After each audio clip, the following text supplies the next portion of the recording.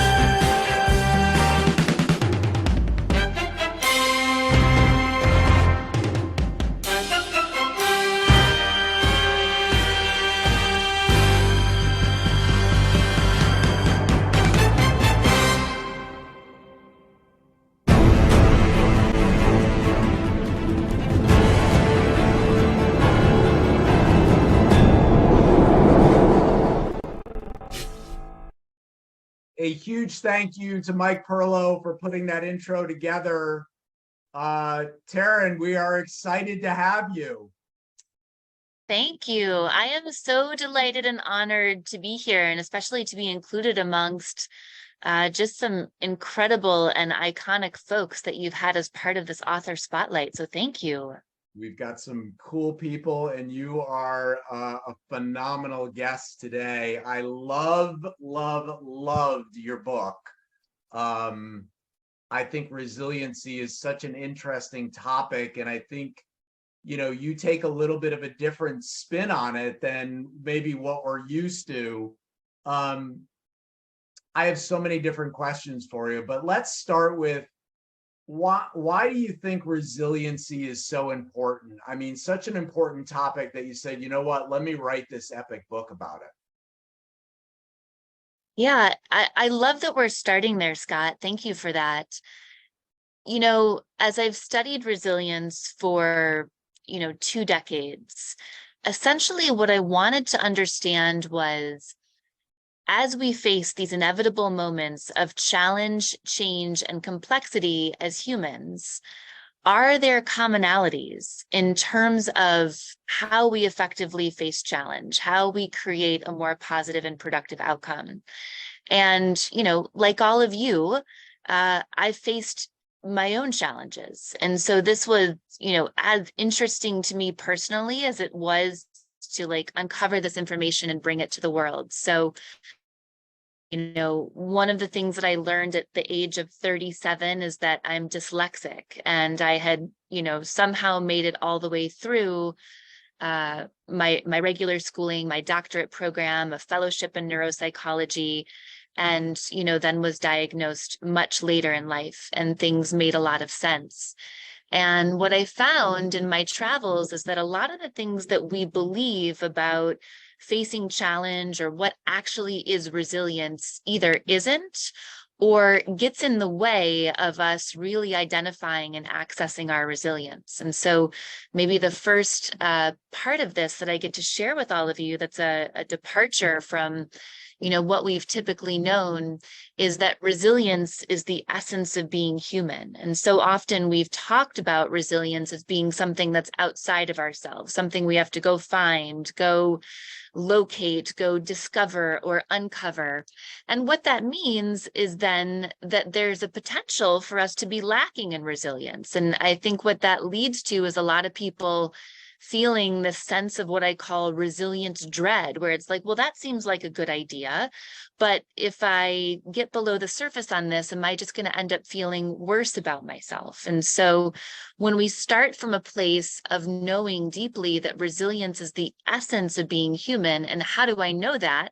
Because everybody here has faced disappointment, rejection, loss, crises, health diagnoses, and yet we're still here. And we didn't have any special training for that other than the fact that we were human and something was placed in our path. And we said, I don't know how I'm going to get through this, but I'm going to try. And we put one foot in front of the other, and we did. And so what that means is this idea of resilience isn't something that we have to go out and find. It's something that already lives within us. And then we get to figure out how we identify and access that to a greater degree. It's so interesting. So do you think that resiliency is innate, or can it be taught, and can it be enhanced? Yeah, it's a great question. A lot of people ask me, if resilient leaders are either born or taught, right? And I always say, well, everybody's born. So, it's that sort of nature nurture question. So what I would say, what I've found in interviewing hundreds of people and collecting thousands of pieces of data, is that we are all born innately resilient. That's tied to what it means to be human, to our humanity. And over time, through facing these inevitable moments of challenge, change, and complexity, or what I call the big 3 Cs, we can amplify and enhance our resilience to build on those initial innate building blocks that we got over time. Let's talk about those 3 Cs, because they're a big focus of your book, and I think they're really important for us to really understand. Sure. Yeah. So the 3 Cs are challenge, change, and complexity. And I think the next maybe departure from what you've read about resilience or what you might know or think you know about resilience is this idea that we can't engineer challenge, change, and complexity out of our lives. And what that means is we get to stop feeling bad when these moments show up, because so often I think we feel like, if only I was, proactive enough, strategic enough, savvy enough, I would have been able to somehow see this thing coming, whatever that challenge, change, or complexity is, and head it off at the pass. And in fact, that's just not possible. We can't engineer these things out of our lives, and we don't want to. And so one of the exercises that I offer early on in the book is this idea of the reverse bucket list. And so we all know what the bucket list is, right? It's a series of pleasurable activities and experiences that we wish to have while we're still on this planet. The reverse bucket list is all the stuff we hope to avoid. All the, job elimination, loss, endings of relationship, unrequited love, diagnoses, and what I found was when I had the opportunity to do some of these bucket list items, some of these pleasurable things, it was wonderful. It was beautiful. It was so much fun. And yet I didn't feel like I was a substantially better person afterwards. But I thought when I went through these 3C moments, wow, did that amplify my talent and my strength and my sense of confidence and my knowingness of what I could handle when I was on the other side of that. And so one of the activities that I lead people through, and this may be something that some of you want to engage in today while we're together, is I invite people to think about a significant challenge or change or complexity that you faced, and to think about how have you been formed into the person that you are today based on that experience. And when we have the opportunity to reflect on, okay, what was a significant challenge? You know, we've all had much more than one. And these are also, by the way, our resilience stories, right? Stories we get to tell about how we found and harnessed that resilience within ourselves. So when we think about a significant challenge that we faced, and then ask ourselves, how did that challenge or that change or that complexity form me into, or was part of forming me into the person we are today, we start to have a new change in complexity, because we don't see them as simply these unfortunate adverse events. We actually see them as part of our formation. And even though we wouldn't have chosen them, we can see how it made us into the people that we are in this moment, and to be thankful and grateful for that opportunity to be this person that sits or stands before us today. I love that.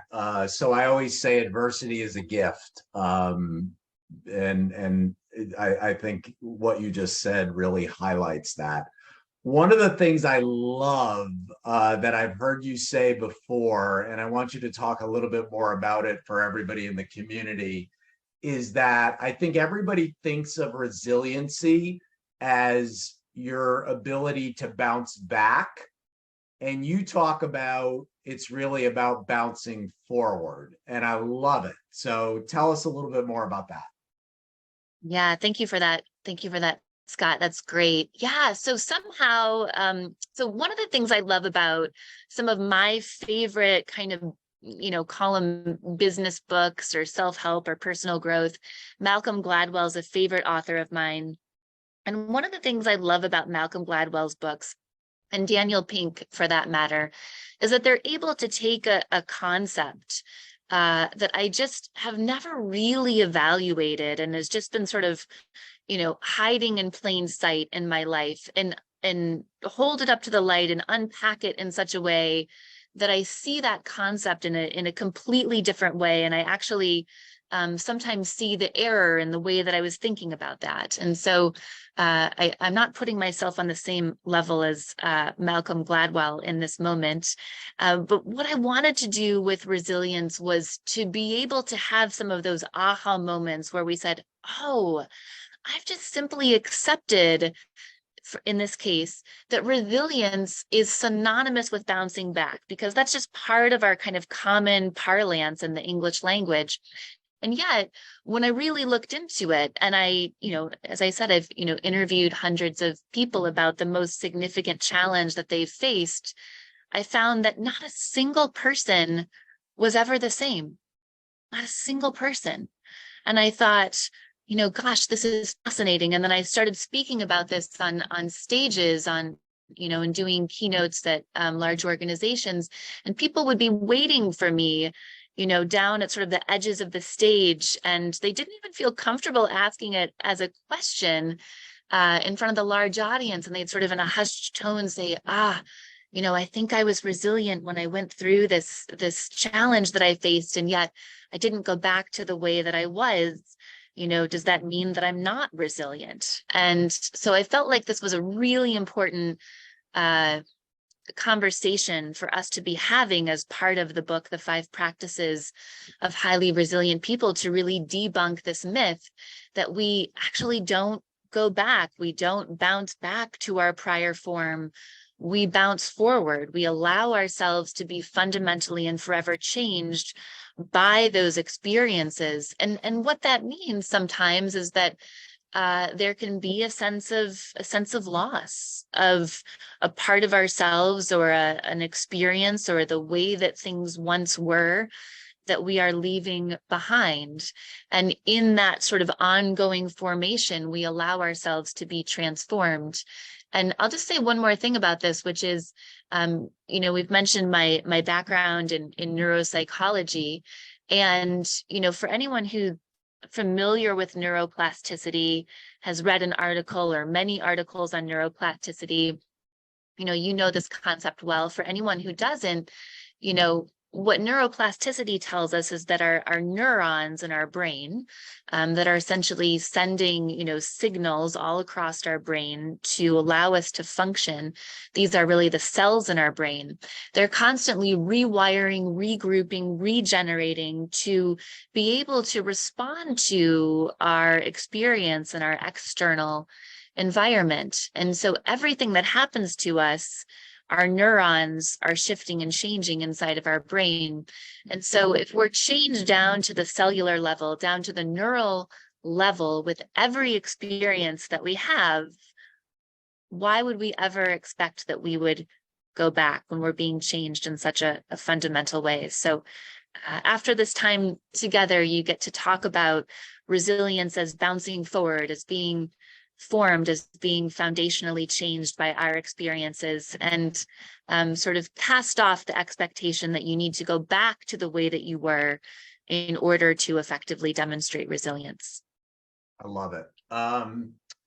Your TED Talk is so good. And you talk about resiliency breaks us out of our vulnerability cage. Tell us what you mean by that. Yeah, that's the title of my TED Talk. And it's it's intentionally kind of put in that TED format, right? A lot of the TED Talks are, here's what you were thinking was always wrong, or here's how to do something differently. And the 5 practices. So these are really the commonalities that I found when I interviewed people around how we effectively face challenge. And the first of those 5 practices is the practice of vulnerability. And if you're like me, when I saw that vulnerability was a foundational practice of what it means to demonstrate resilience, I was both surprised and convicted by that. Because at that point, I'd done a really excellent job of living a pretty invulnerable life, and I liked it. It was so safe and comfy to not feel vulnerable out in the world.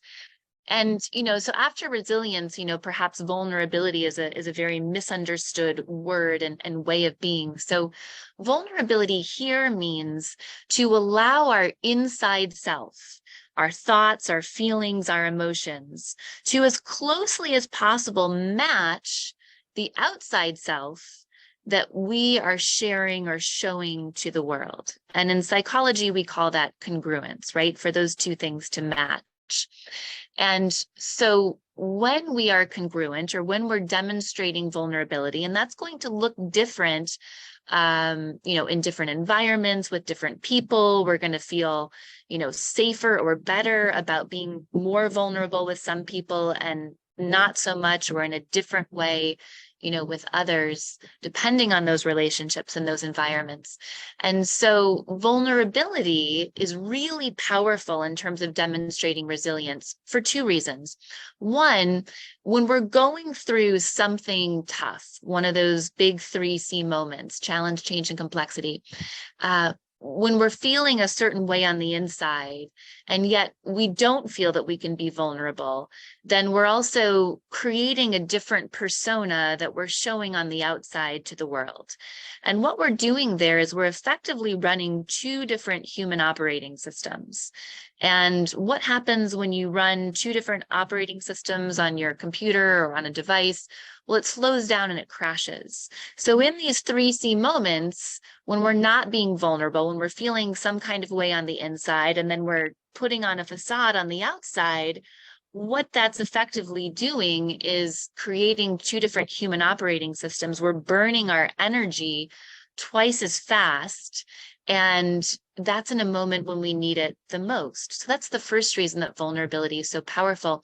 The second reason is that vulnerability allows us to get more information, more access to resources, more support in those 3C moments when we most need it.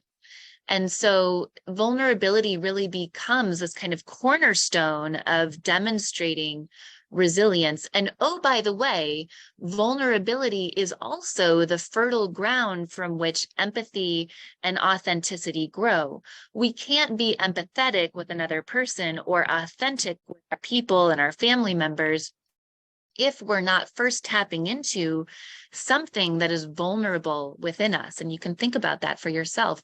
I have to tap into something vulnerable within myself to demonstrate a true sense of empathy. I have to tap into something vulnerable within myself to then be, sharing something about me that is authentic.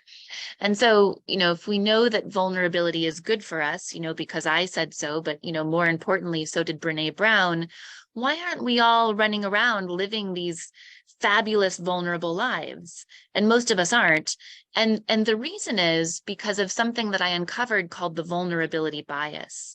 And what the vulnerability bias appears to be is a sort of hardwired way of thinking in our minds that's sort of left over from, thousands of years ago to keep us safe as humans. So, when we relied on each other to kind of stay in a pack from like an evolutionary standpoint, you didn't want to be separated. You didn't want to be the outlier. You didn't want to be ostracized from the group because that would mean that you likely wouldn't survive.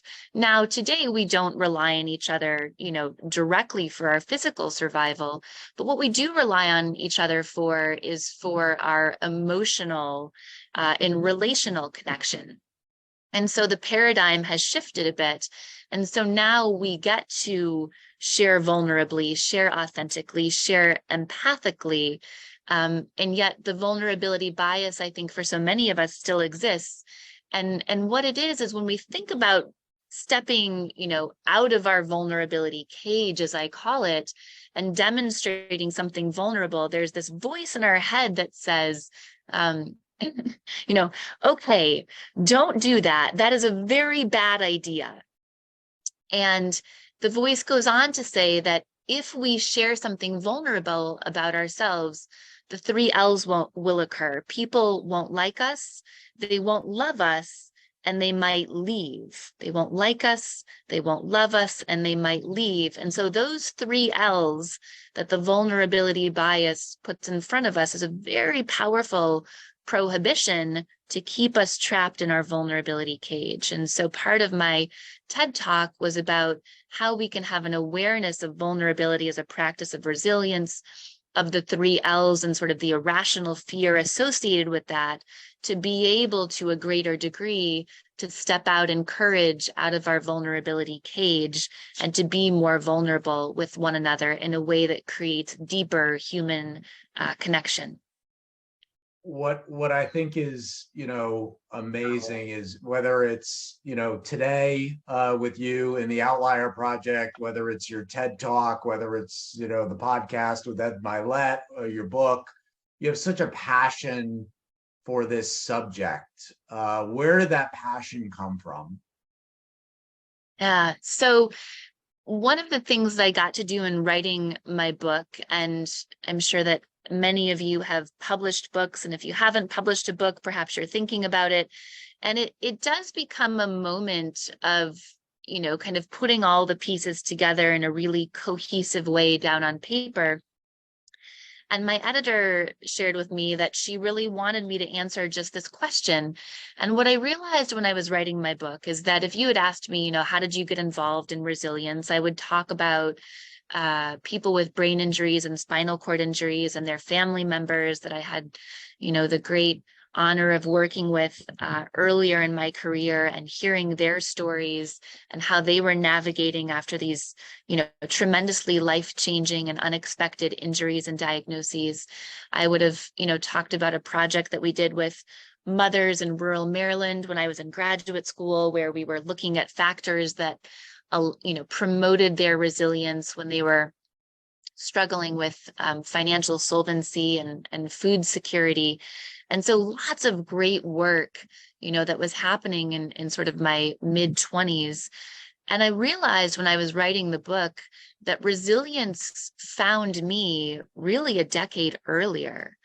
And I talk about this in my TED Talk and also in the book.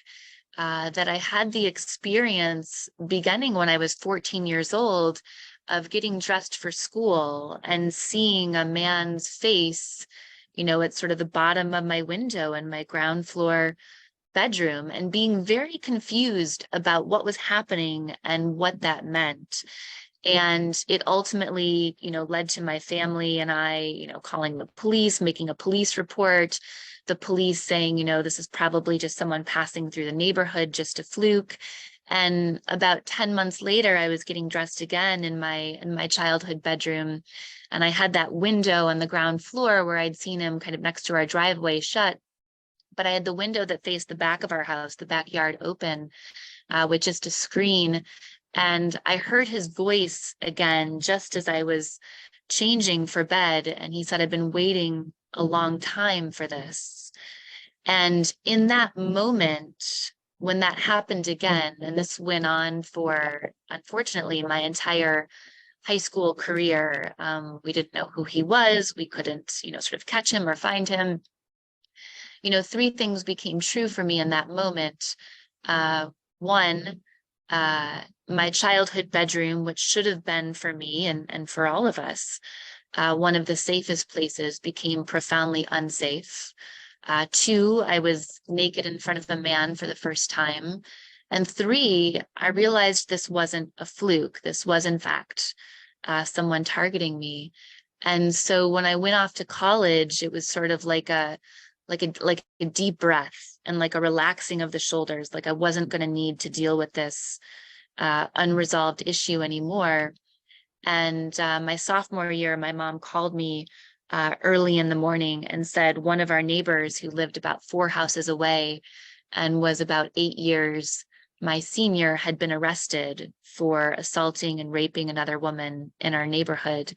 And they thought that this might be the same person whose behavior had escalated over the course of my high school years. And so he was sentenced to 20 years in prison. And as I say it, I too spent time in captivity because I developed PTSD, or post-traumatic stress disorder, as a result of that experience, which then lasted for 20 years. And that was my captivity. And so, when I said sort of at the beginning of our time together, we've all faced challenges. Having a resilience story as a human is not unique. And when we think about our stories, I like to think about it in terms of both the universal and the unique. The universality is that we all have resilient stories.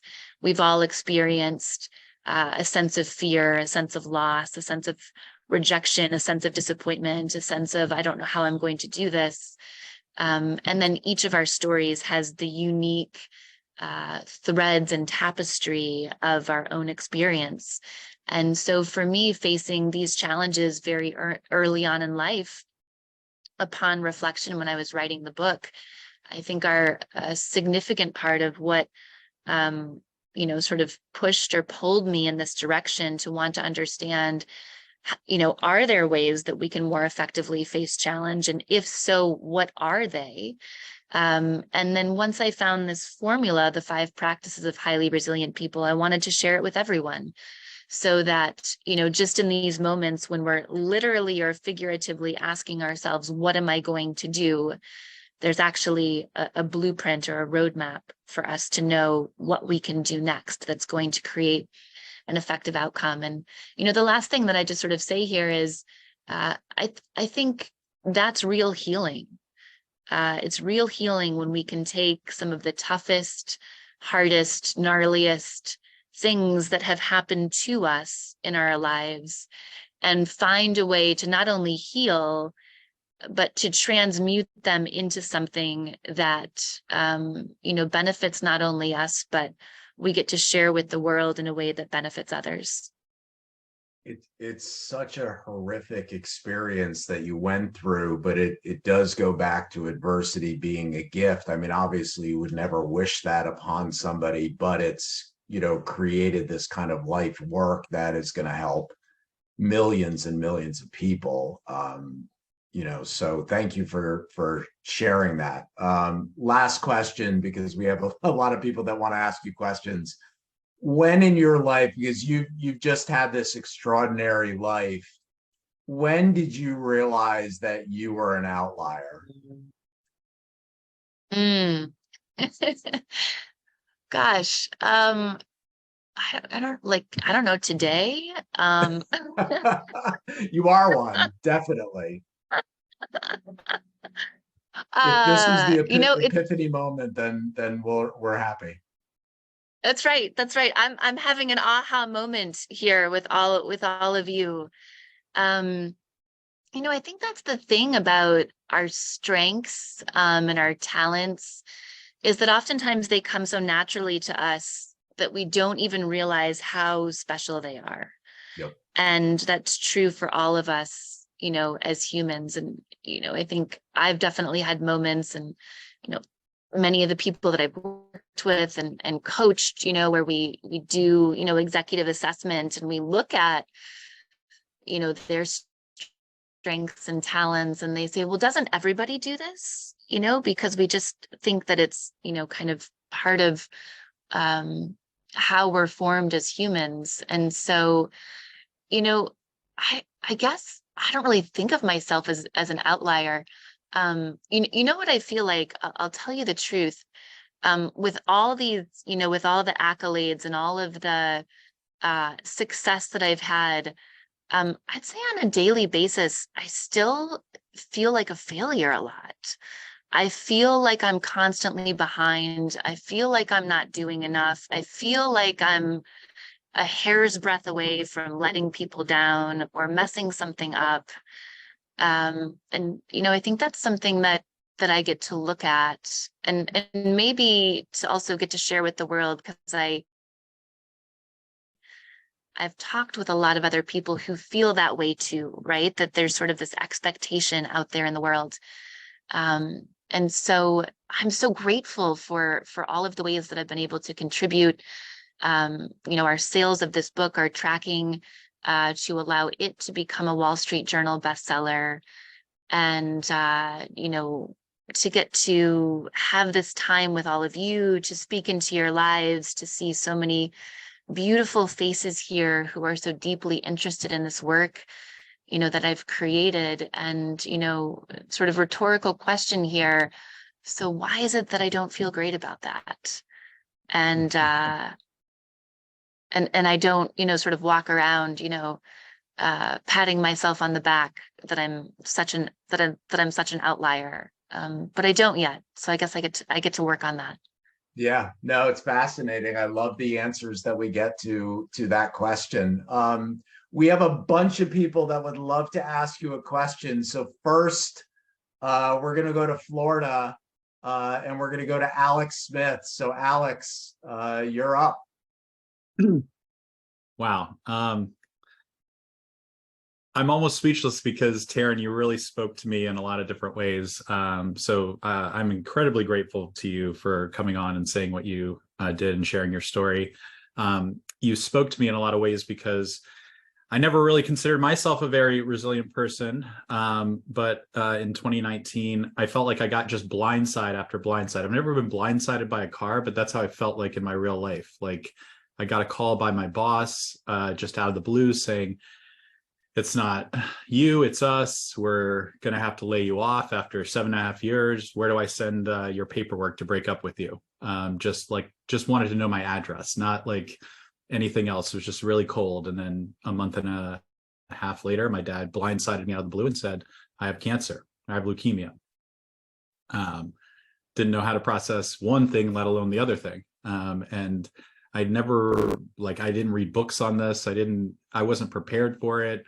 And even while I was going through it, even now, like I never got to a point where I really felt like I was resilient. I was just going through it. I was just trying to figure out every day, or take one day at a time, and just be there for my dad and my wife, who was freaking out about us not having money after a few months. And it wasn't 400 days later until I ended up finding a job, and also going through the loss of my dad. And so I guess my question, what I want to say before my question is, let me tell you that you you have a lot to be grateful for, and to feel like you're on the level of someone like Malcolm Gladwell or Dan Pink. I have a podcast, Stories of Selling Human.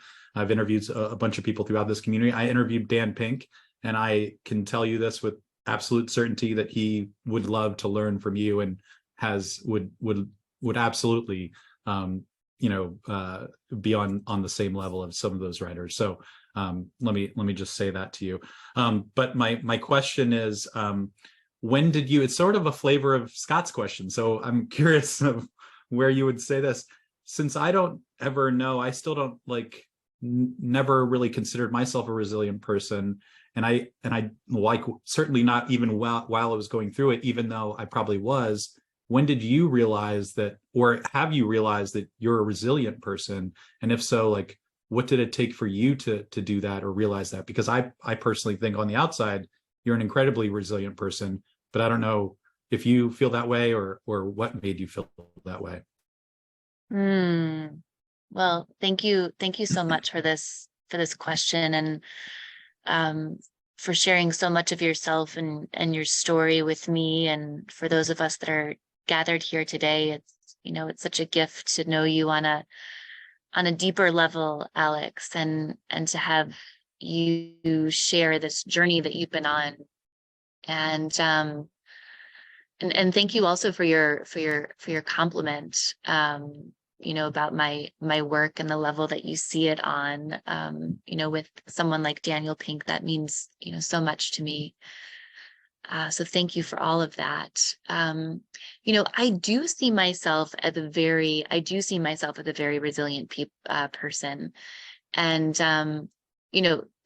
the nature of being an outlier means, at least in my mind, right, that there's sort of like a scatter plot of data where there's a lot of dots that represent, people or things or groups that are close together. And then there's another dot in that data set that's, way out far someplace. And that is what we would consider, in data or statistics to be an outlier. And so I think by definition, not everyone can be an outlier, because once everyone gets to that place where the outlier is, then it's no longer an outlier, right? What I can tell you is that we all do and get to be and truly are resilient. And I know that because of this work that I've done, and that, hearing and reading thousands of stories that have a universal thread of your story, Alex, a universal thread of being blindsided, of, not just one, but multiple unfathomable challenges, changes, and complexities happening at once, and feeling deeply unprepared for how to face these next moments that are coming, whether we like it or not. And it's really through doing this work that I've gotten to understand and get to know resilience on a much more intimate level. And I think it's the things like recognizing that when we don't go back to who we are before, that's still, that is resilience, right? It's resilience isn't the bouncing back that blocks our ability to be able to appreciate what resilience truly is. And, that it is tied to your humanity, who you are, because even though, those sort of catastrophic things were put in the path of your life, yet here you are, right? Joining us today, having grieved the loss of your father and having found a new job. And, I see a home, in the background behind you. And so, you once again have a roof over your head and food on the table, even though you didn't know how you were going to do that. And I think another sort of misnomer of resilience that really blocks our ability to recognize it within ourselves is we think that resilience is supposed to feel good. Like I'll know resilience because I'll feel good when I'm demonstrating it. I'll feel powerful. I'll feel accomplished. I'll feel in control. And in fact, I think the moments when we demonstrate, resilience at such a great capacity, those are the moments when we feel the worst. And so when we think that it's going to feel great when we find and harness that resilience, we actually don't get to recognize the resilience that's hiding in plain sight in our lives, that, the challenges, the circumstances are crappy and it's not going to feel good. And yet it's oftentimes the looking back and the hindsight being 2020 where we're like, whoa, I had my toes kind of curled over the edge of that cliff, and we made it.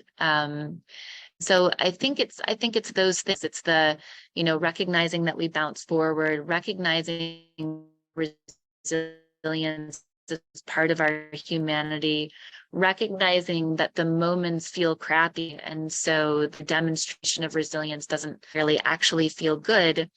And it's the reflections in the sense of the reverse bucket list, and getting to recognize how those challenges have formed us for the better, for the good, into the person that we are today, even if we wouldn't have chosen them. And I think oftentimes, especially if we haven't chosen them.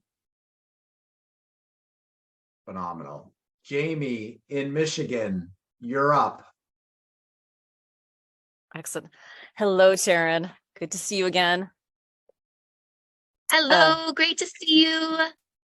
And my husband taking a nap over here. So first of all, I can say that a decade ago when I knew Taryn and met her in Indianapolis, she was an outlier then. So I'm surprised to hear that you're just figuring that out now, because it was very, very clear over a decade ago. And so the question, this is kind of an esoteric question, but how do we make resilience mainstream again? There was a time, there's been times in history when life was just really, really tough.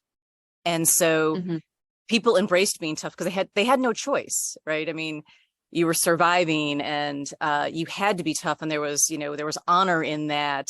And I wonder, how do we get back to a point of that being more mainstream and something that we embrace, and that when we do go through something hard, yeah, it sucks in the moment, but like I said, we can look back and feel good and go, okay, I survived that, so I can survive the next thing, as opposed to, I'm watching people where they go through something tough and they, instead of it making them stronger, some people seem to get more entrenched in their victim mentality. And so I don't know that there's an easy answer to this, but I just wonder, I mean, is there a way for us as a society to start moving back into embracing resiliency as a mindset and as a society, and something that we honor and we cherish and we celebrate and we're vocal about, as opposed to kind of, don't hurt my feelings, because life is hard. I don't know that it's going to get easier. Yeah, it's such a great question, Jamie, and I think you can see here in the chat a lot of celebration for you and for asking this question. So I think it's very far from esoteric, and I think it's incredibly mainstream and so thoughtful. I love that you're asking it. I think the first place to start, I have a couple of thoughts on this.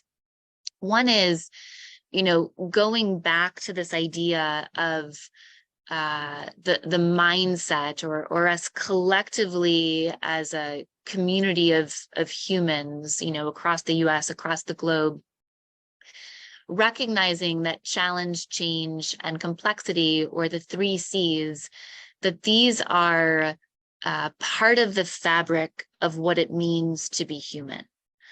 And when we accept that the 3 C's are not an exception, but in fact the rule of what, part of what we're going to experience here in this life, then we start seeing these moments as, not so much, I can't believe this is happening to me, or this shouldn't be happening to me, but okay, so I didn't sign up for this in particular, but I did sign up to be a human, and this is part of what it is going to mean to live in this life, and with the advent of technology and modern medicine and electricity. You mentioned sort of the days of the past, Jamie. Our lives have gotten much more comfortable. Our lives have gotten, much easier. There's probably no better time to have been alive on this planet, than right now, with regard to all of the advancements and comforts that we have.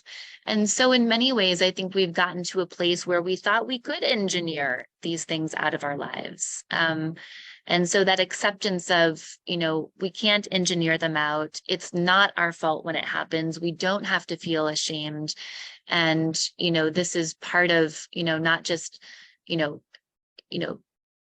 business or life, unusual. This is business, challenge, change, and complexity are business and life as usual, And I think the second thing is, there's been, I'll call it like sort of a resilience backlash, right? Like some of you may have seen this, where people have said, I can't wait until I never have to be resilient again. I don't want to be called resilient. I don't want to have to demonstrate resilience. And it's like, well, okay, I see where you're coming from.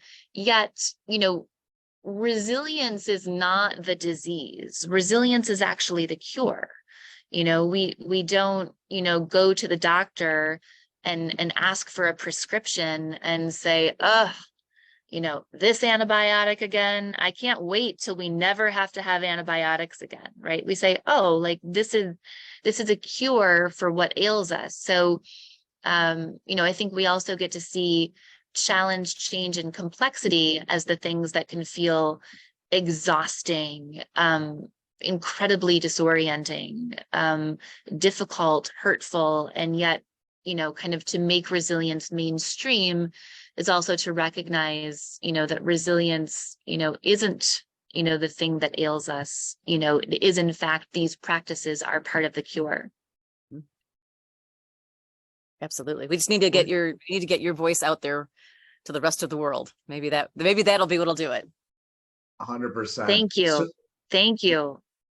we're going to see what we can do to get 4 questions in 8 minutes. So Randy in Florida, you're up. First, thank you for being here. Second, my question is, where does forgiveness fit into resiliency? In other words, forgiveness of others, forgiveness of yourself. Thank you. Beautiful. I see that we're moving into a rapid fire round, so I'm going to speed this up.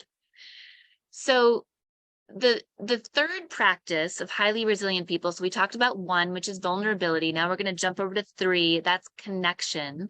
So this is where forgiveness fits in. And connection is about the connection with ourselves, as well as the connections that we have with others outside of ourselves, and how we navigate that interplay between the connection that we have with ourselves and others, especially when those things are at odds. People want us to do things that we don't want to do. People, want us to be someone that we don't want to be. And so, oftentimes forgiveness, there's elements of forgiveness that are about forgiving ourselves, and oftentimes forgiveness of ourselves in the context of the connection that we have with ourselves. We can often be the hardest people to forgive, and then there's also, right, this idea of forgiving others and how we go about that. And we get to remember that forgiveness is for ourselves, whether we're forgiving ourselves or we're forgiving another person. We are not saying what happened is okay. We are not releasing them of responsibility, of social justice, of recompense. But what we are doing is making a decision to no longer carry the emotional valence of anger, of disappointment, of feeling disenfranchised by what happened, to put that down. And then we get to decide, as we engage in forgiveness, and by the way, it's not an all at once kind of thing, like I forgive you. Like typically I'll have to remind myself that I forgave someone and then go through the process again because these things crop back up. And then, forgiveness is not the same thing as continuing the relationship. We can grant someone forgiveness and deny them access to the rest of our lives. That was really solid. Thank you. Phenomenal answer. We're going out west to Oregon. Bruce Shutan, you're up.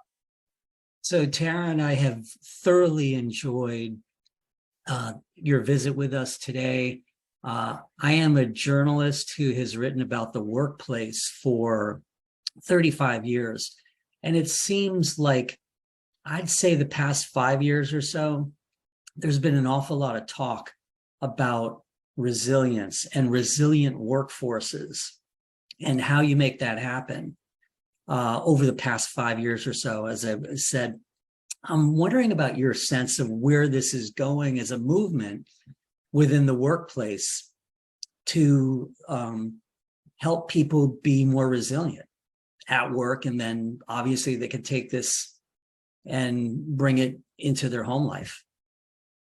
Yeah, it's a great question. And in fact, the vast majority of the work that I do through the Resilience Leadership Institute that I founded is with Fortune 500 companies to create greater resilience for individuals, leaders, managers, teams. And then as we kind of think about that systemically across the organization, or creating a culture of resilience.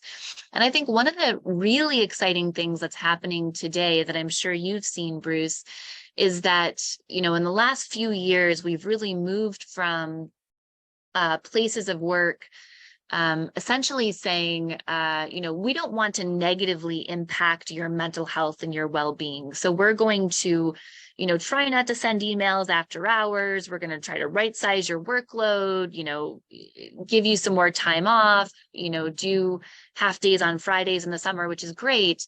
And I think the journey that a lot of organizations have been on is, moving from just seeing themselves as a potential detractor from mental health and well-being to organizations seeing themselves as a vehicle to amplify mental health and well-being. And this, for many companies now, the strategic imperative or the strategic opportunity to promote wellness, mental health, and well-being inside of organizations as an opportunity to not only allow their current talent to be more productive and engaged, but to also, serve as being, a magnet to talent in the marketplace, to bring new and even greater people into that organization.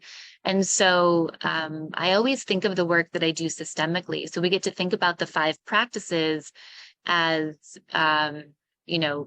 being resilience, something that we pursue individually.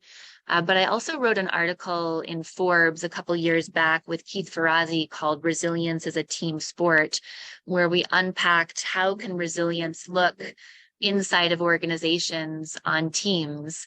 And in fact, in my book, The 5 Practices of Highly Resilient People, there is a chapter on how you take these 5 practices and apply them in an organizational setting. Fantastic. We're going, I would say, to Illinois, but that's not true. We're going to Cape Cod because the good Colonel, Scott Heathman, is on vacation. Thank you so much, Taryn. Thank you so much for your time. Funny enough, I want to build on Bruce's question just real quickly here, because I faced that context where when I was commanding and the Air Force was really getting, all the services for that matter, very concerned about the rising suicide rates over the last several decades. In 2019, I was asked, as I led this Air Force base, I was to hold a resiliency down day. And there was a little bit of a playbook designed and handed to each one of us base commanders. And we were going to go through this. But I had real problems with this. I love the intent behind it. But to me, I just felt like this thing was going to fall flat on its face And I took the opposite approach, which is we have to design a way to bake this into our culture. Because, well, to me, to build that resilience is to be human. Just like you said, is the stories are about us. And that growth comes from learning what did we learn through those challenges, complexity, and change. Of the programs that you have seen or been involved in, what have you seen that's been effective in delivering a resilience program to an organization?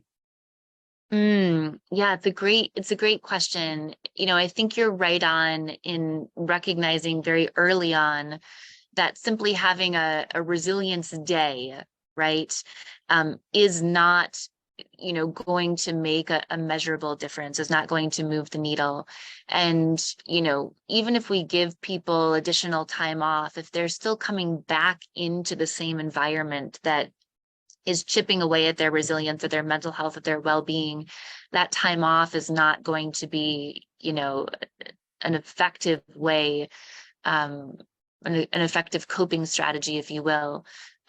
So one of the things that I've seen, work very well is this opportunity for, the senior most leaders in an organization or the senior most commanders, and I've done this on, Air Force bases and with the Navy, is to get together and to kind of in this, reverse bucket list activity, to start to share some of your resilient stories with one another, and then how that formed you and what you learned in that moment, and to begin to kind of create this sense of vulnerability and authenticity that happens amongst you, and then to be able to cascade this right across, the command more broadly, or across the organization, in the sense that then people are welcomed in, and the opportunity to share their resilient story and how that formed them into the person they are today. We begin then to celebrate,